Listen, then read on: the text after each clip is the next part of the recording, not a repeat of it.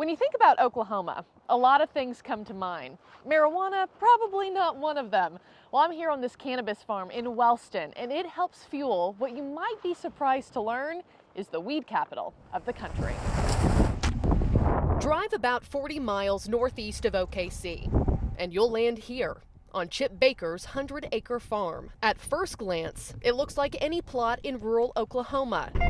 Spacious fields studded with work sheds and tarped greenhouse tunnels. Roosters roam freely next door. If you're from this part of the country, just the sight of it feels like home. But throw open the barn door,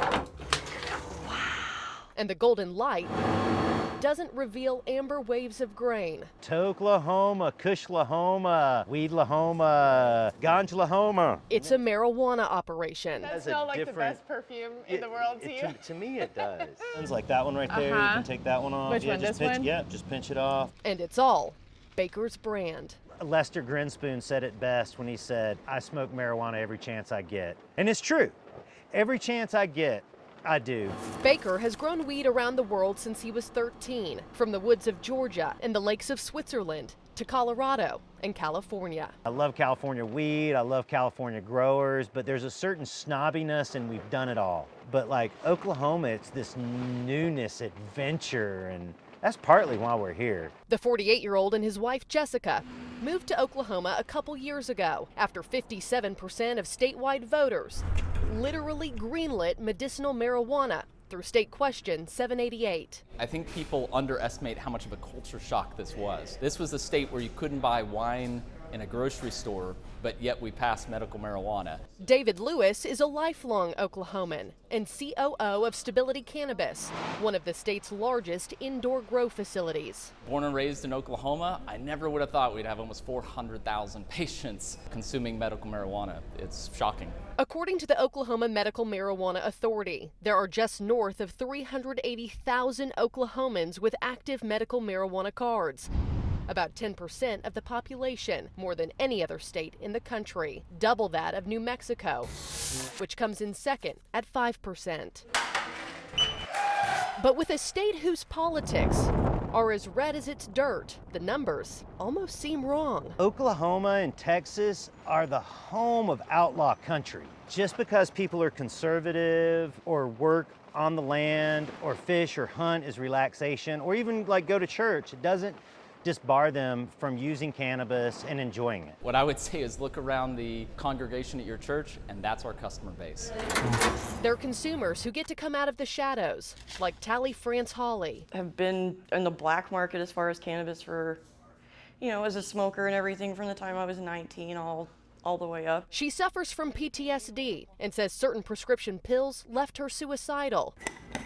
She found relief in cannabis. I went from taking 8 pharmaceuticals, like 8 medicinal pills every day, and I'm down to 2. I only have panic attacks maybe once every few weeks, and I was having panic attacks every single day. Tally says without a doubt, the plant has saved her life. So enamored by its medicinal powers, she now grows it herself. I literally got drug charges when I was 21 for a joint and did 30 days in county jail for a joint.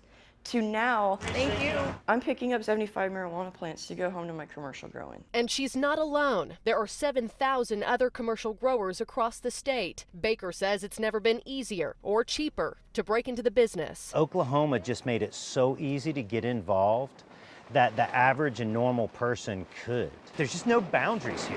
The application fee for growers, processors, dispensaries, and transporters is $2,500. For patients, it's $100. $20 for disabled veterans. Chip says it took him 15 minutes to apply. In other states, he's waited 2 years. Well, if you look back at the political cycles, Oklahoma's the reddest of the red states. And I think what that translated to in medical marijuana was a free market approach. The government wanted to allow the free market to settle out who the winners and losers are going to be.